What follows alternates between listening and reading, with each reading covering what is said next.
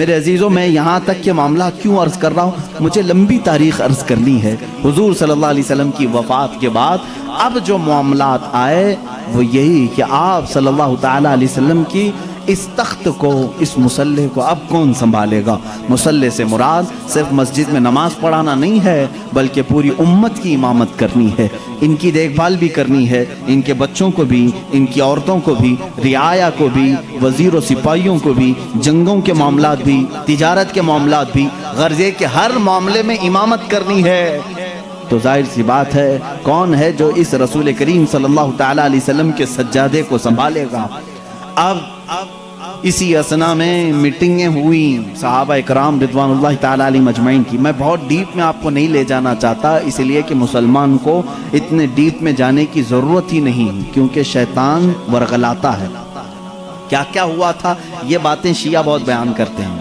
بنی ساعدہ مدینے میں ایک کٹا تھا جہاں پر ایک میٹنگ جمع ہوئی، جس میں سب سے پہلے میٹنگ جمانے والے حضرت عمر فاروق تھے رضی اللہ تعالیٰ عنہ۔ سیدنا عمر فاروق رضی اللہ تعالیٰ عنہ نے صحابہ کو جمع کر لیا۔ اب انصار اور مہاجرین دو صحابہ کی جماعتیں ہیں نا، جو مدینے والے تھے وہ انصار ہیں، جو ہجرت کر کے آئے تھے وہ مہاجرین ہیں۔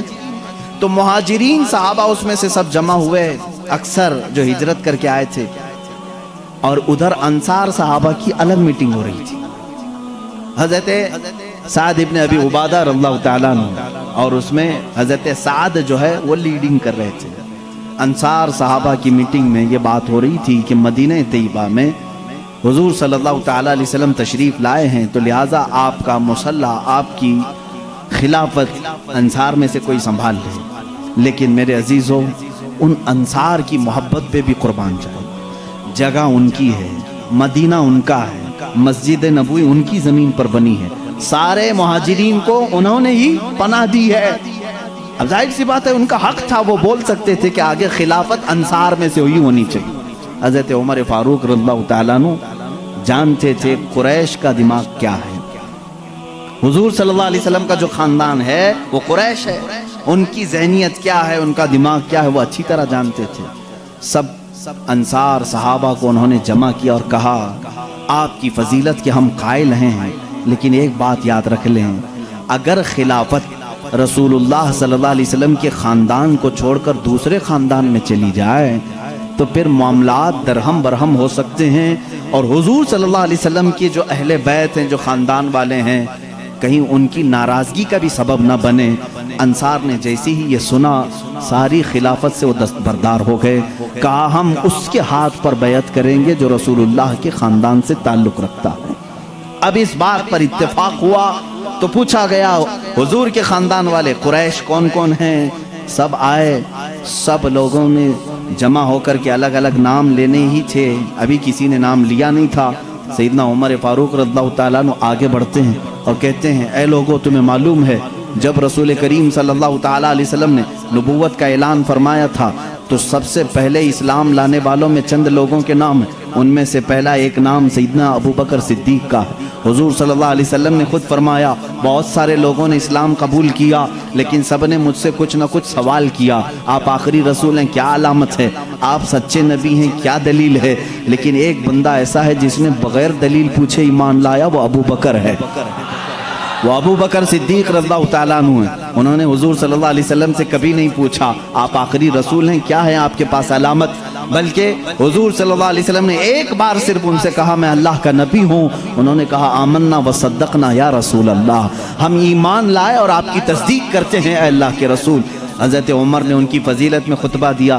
تمہیں معلوم ہے جب رسول کریم صلی اللہ تعالیٰ علیہ وسلم مکہ سے ہجرت کر رہے تھے تو اپنے ساتھ کس کو لیا تھا؟ ابو بکر صدیق رضی اللہ تعالیٰ عنہ کو لیا تھا۔ تمہیں معلوم ہے اپنی زندگی میں جب میرے آقا صلی اللہ علیہ وسلم علالت پر بستر پر تھے اس وقت اپنے مصلے پر کس کو بڑھایا تھا؟ ابو بکر صدیق کو بڑھایا تھا۔ حضرت عمر کہتے ہیں رسول اللہ صلی اللہ علیہ وسلم نے جس کو ہماری نمازوں کا امام پسند کیا ہے، ہم اپنے دنیاوی معاملات میں اس کو کیوں نہ امام تسلیم کریں؟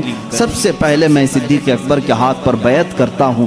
حضرت عمر کی بات دیکھ کر سارے صحابہ نے حضرت ابو بکر صدیق کے ہاتھ پر بیعت کیا۔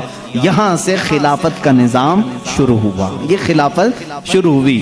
سب سے پہلے خلافت کو بھی बादशाही निज़ाम पर कायम नहीं किया गया, ये सऊदी निज़ाम नहीं है, बाप मरेगा तो बेटा हुकूमत करेगा, रिश्तेदारों का निज़ाम नहीं है, बल्कि मेरे आका सल्लल्लाहु तआला अलैहि वसल्लम ने इस सिलेक्शन को उम्मत के ऊपर छोड़ दिया था। वरना रसूल करीम सल्लल्लाहु तआला अलैहि वसल्लम अपनी ज़िंदगी में बता करके जाते मेरे बाद फलां को होना चाहिए। ये मामलात मेरे आका ने कभी भी किसी को नहीं बताए।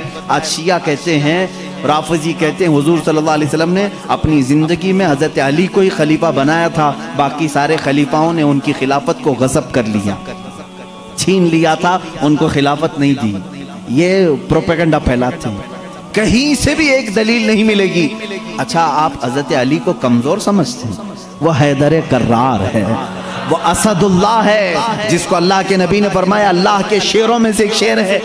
अगर हज़रत अली रज़ियल्लाहु ताला अन्हु को हुजूर सल्लल्लाहु अलैहि वसल्लम ने बनाया होता तो क्या वो अपना हक छोड़कर किसी को दे देते? वो सैयदना अली करमल्लाहु वजहुल करीम हक के लिए जब खड़े होते तो फिर सामने किसी को नहीं देखते थे, किसी को नहीं देखते। उन्हें भी मालूम था कि खिलाफत को रसूल करीम सल्लल्लाहु अलैहि वसल्लम ने उम्मत के ऊपर छोड़ा है।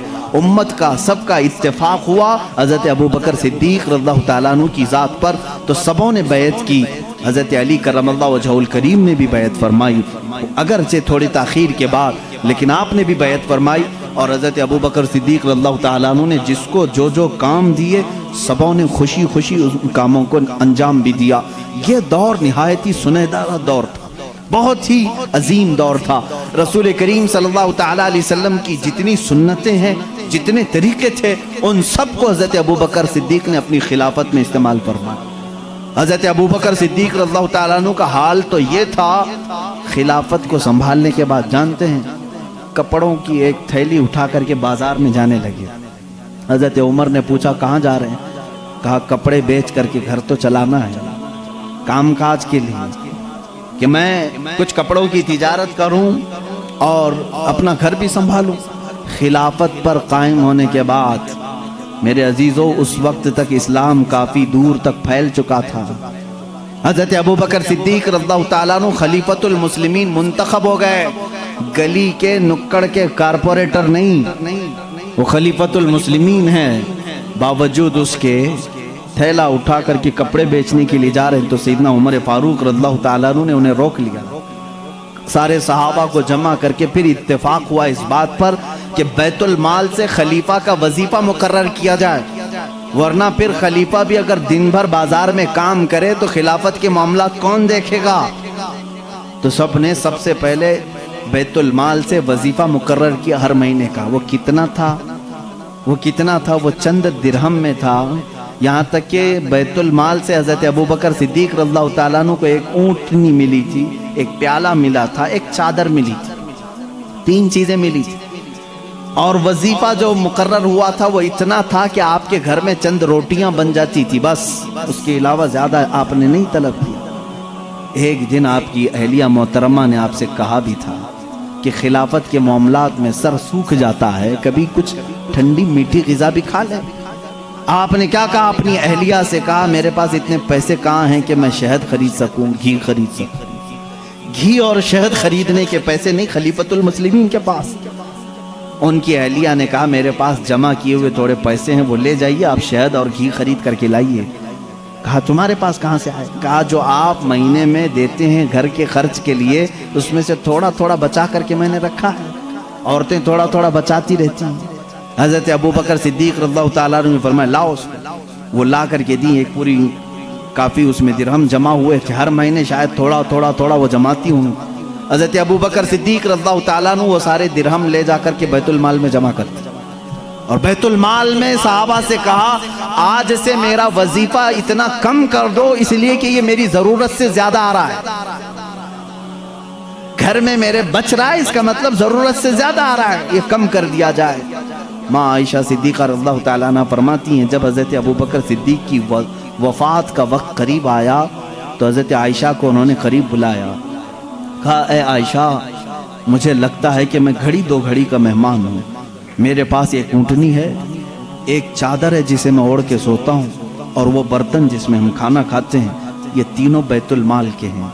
ये हमारे घर के लिए उस वक्त तक जायज़ हैं जब तक मैं खलीफा हूँ। جہاں میری روح قبض ہو فوراً یہ تینوں چیزیں بیت المال میں جمع کر دوں۔ حضرت عائشہ رضی اللہ تعالیٰ عنہ فرماتی ہیں جس دن حضرت ابوبکر صدیق کا وصال ہوا اس کی شام ہونے سے پہلے یہ تینوں سامان بیت المال میں جمع ہو چکے تھے۔ حضرت عمر فاروق رضی اللہ تعالیٰ عنہ نے اس دن ایک جملہ کہا تھا اے ابوبکر آپ نے اپنے بعد آنے والوں کو تو تھکا دیا ہے، آپ کے برابر کون ہو پائے گا؟ اتنے سخت طریقے سے آپ خلافت کو لے کر کے چلے کہ اس پر چلنا اب ہر کس و ناکس کا کام نہیں۔ وہ صدیق اکبر رضی اللہ تعالیٰ عنہ کا دور تھا